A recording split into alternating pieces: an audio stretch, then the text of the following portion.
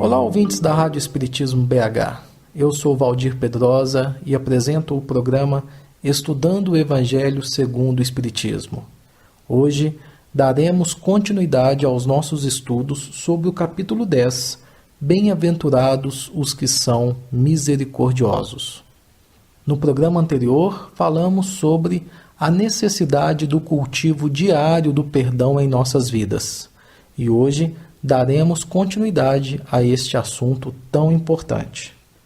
Queremos ressaltar que os comentários que faremos a seguir são baseados no livro O Pensamento de Emmanuel, do nosso confrade Martins Peralva, e referem-se ao capítulo 24. Martins Peralva, fazendo uma referência sobre a necessidade do perdão, nos lembra que perdoar, no conceito das religiões não reencarnacionistas, que não é o caso do Espiritismo, significa apagar as faltas. Ou, num vocabulário mais moderno, de acordo com o mundo contemporâneo em que vivemos, seria deletar as nossas faltas, as nossas dívidas. Num sentido mais teológico, seria limpar a alma do pecado, ou seja, do mal que praticamos, eximir-nos de qualquer responsabilidade. De acordo com a teologia, aquele que ofendeu alguém e recebe absolvições humanas fica com a estrada livre para novos desatinos a partir do momento em que é perdoado. Como se vê, há nesse tipo de perdão visível estímulo a novos erros, novos enganos, novas ilusões. Seria mais ou menos assim: cometi erros, cometi desatinos, pedi perdão, fui perdoado, então a partir de agora eu estou livre para cometer novos erros, praticar mais desatinos. Na verdade, desta forma, o homem se sente estimulado a novas quedas, novas reincidências, com fatais prejuízos ao seu próprio processo evolutivo, que, invariavelmente, vai retardar na esteira do tempo. A conceituação doutrinária do Espiritismo para o tema perdão é bem outra. É muito diversa e menos fácil do que aquela demonstrada pelas religiões não reencarnacionistas. Porém, é inegável que é mais sensata e mais lógica. Se não, vejamos. O perdão, segundo o entendimento da doutrina espírita, não alarga as portas do erro.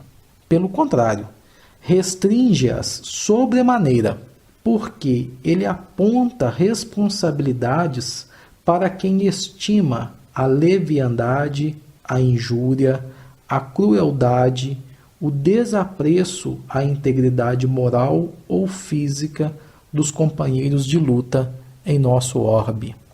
De acordo com os preceitos espíritas, não há perdão sem reparação consequente. Embora os próprios instrutores do plano espiritual lembrem a palavra evangélica que nos incentiva à integração com o bem no apostolado da fraternidade, através daquele ensinamento que citamos no programa anterior, de Simão Pedro, onde o apóstolo diz que o amor cobre a multidão de pecados, que representa, assim, a única força que anula as exigências da lei de Talião dentro do universo infinito, conforme salienta o benfeitor espiritual Emmanuel. O perdão que o Espiritismo e os guias espirituais preconizam, em verdade, não é de fácil execução. Requer muito boa vontade. Demanda, como não poderia de ser, esforço, mas um esforço continuado, persistente, perseverante, pede tenacidade. É bem diferente daquele perdão teológico que deve ter tido em algum tempo na história da humanidade a sua utilidade, mas que hoje, em pleno século XXI, não se aplica mais. Para o Espiritismo, o perdão não se veste de roupagem fantasiosa, não se emoldura de expressões simplesmente verbais ou ritualísticas. Os postulados espíritas indicam o perdão como uma concessão de nova ou de novas oportunidades de resgate e de reparação dos erros praticados e dos males que deles resultaram. Elevados mensageiros de Deus, respondendo ao mestre lyonês Allan Kardec, afirmaram que o arrependimento concorre para a melhoria do espírito, mas ele tem que expiar o seu passado. Vejam, meus irmãos, isso quer dizer que simplesmente se arrepender do mal cometido não é garantia de progresso espiritual. Isto é o primeiro passo, apenas o primeiro passo, que deve ser seguido pela expiação e reparação da falta cometida. No livro O Consolador, o benfeitor espiritual Emmanuel assevera que a concessão paternal de Deus, no que se refere à reencarnação para a sagrada oportunidade de uma nova experiência, já significa em si o perdão ou a magnanimidade da lei. Vejam que interessante esta colocação de Emmanuel. Ele nos coloca a reencarnação como sendo o verdadeiro perdão de Deus às nossas ofensas, às nossas dívidas. Porque, ao invés daquele sentido teológico do inferno, onde todos aqueles que cometeram erros estariam lá presos por toda a eternidade, ele nos mostra que a reencarnação concedida-nos por Deus é, na verdade, o perdão do Pai aos nossos erros praticados por ignorância ou por invigilância, ou em algumas situações mesmo por maldade.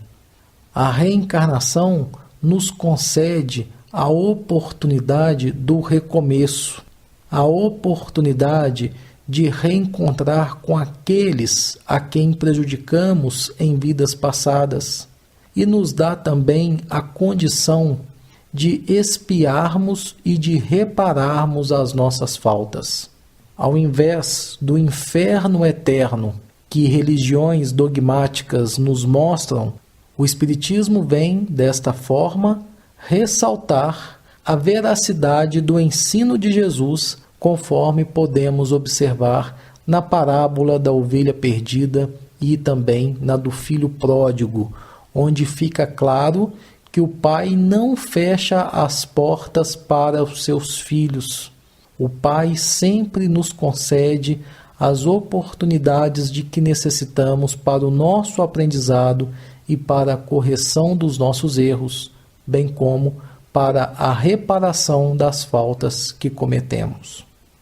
No livro O Espírito da Verdade, outro guia espiritual muito importante para todos nós, assim como Emmanuel, André Luiz, esclarece que Deus não castiga e nem perdoa, mas o ser consciente é quem profere para si as sentenças de absolvição ou de culpa ante as leis divinas.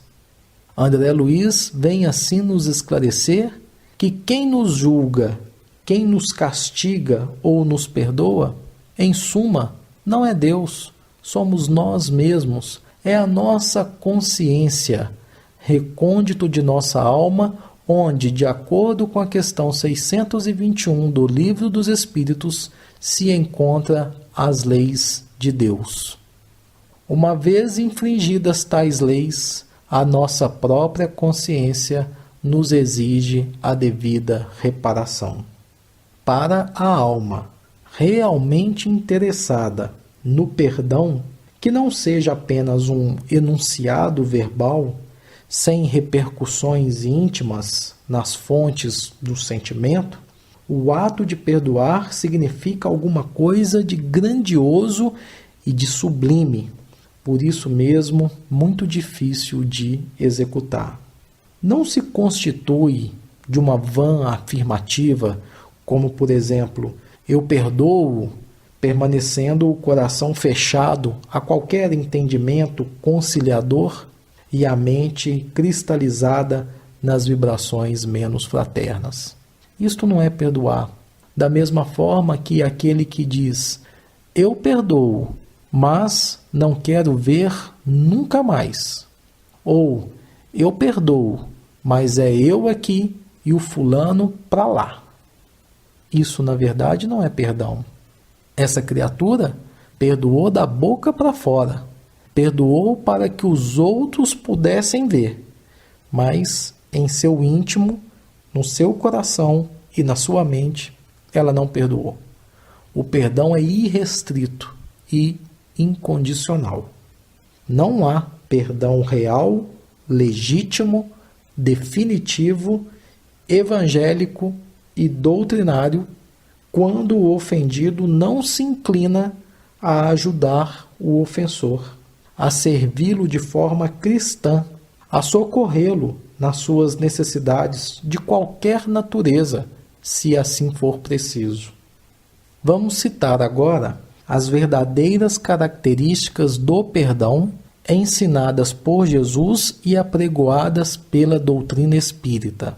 São elas: esquecimento do mal recebido, não nos regozijarmos com os insucessos do ofensor, auxiliarmos discretamente, sempre que for possível, ao nosso adversário, usarmos a sincera delicadeza no trato com aqueles que magoaram o nosso coração ou que nos feriram a sensibilidade, e também vibrarmos fraternalmente em favor daqueles que não têm nenhuma estima por nós.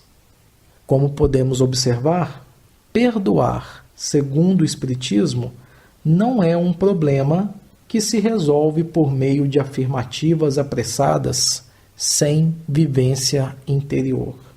Em outras palavras, o perdão, na conceituação espírita, deve ser vivenciado em nossa intimidade. O maior beneficiário do perdão não é, como parece à primeira vista, aquele que o recebe, mas sim quem o concede. Mas por quê? Porque aquele que é perdoado, tudo bem, ele se reconforta, se reanima, mas aquele que perdoa sinceramente, de forma incondicional, esse recolhe dos planos espirituais superiores as mais profusas bênçãos.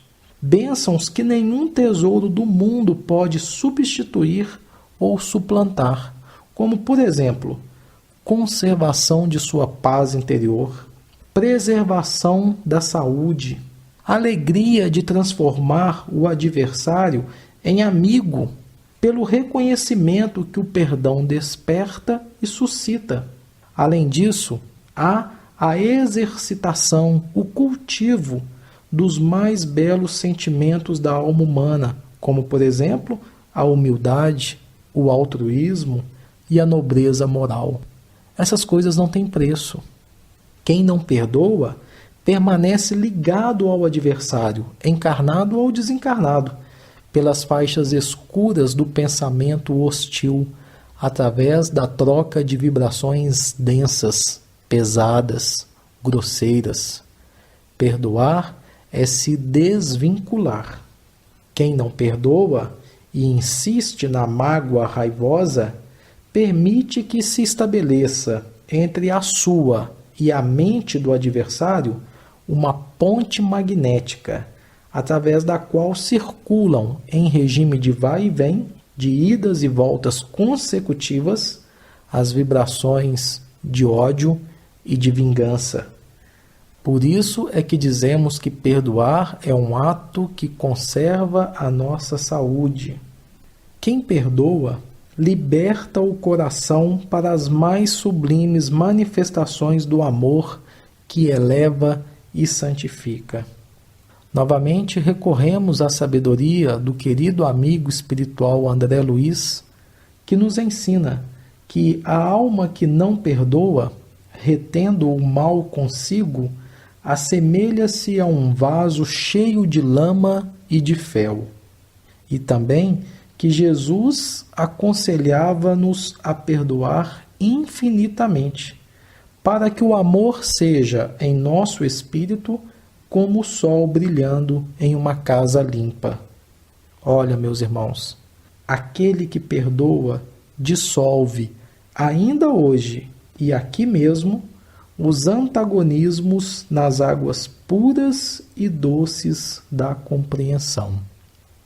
Martins Peralva nos lembra ainda que quem não perdoa transfere para amanhã, em outras existências, em qualquer parte do universo, os dolorosos reajustes que bem se poderiam extinguir na presente reencarnação.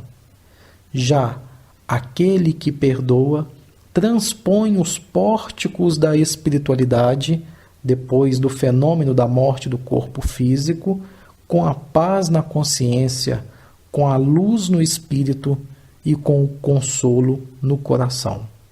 Enfim, quem não perdoa carrega consigo no mundo extracorpóreo a sombra e o remorso. Daí a importância de relembrarmos o ensinamento de Jesus, contido no capítulo 18 do Evangelho segundo Mateus, versículos 15, 21 e 22, e registrados também por Allan Kardec no capítulo que estamos estudando de O Evangelho segundo o Espiritismo. Abre aspas. Se contra vós pecou o vosso irmão, ide fazer-lhe sentir a falta em particular, a sós com ele. Se vos atender, tereis ganho o vosso irmão. Então, aproximando-se dele, disse-lhe Pedro: Senhor, quantas vezes perdoarei a meu irmão quando houver pecado contra mim?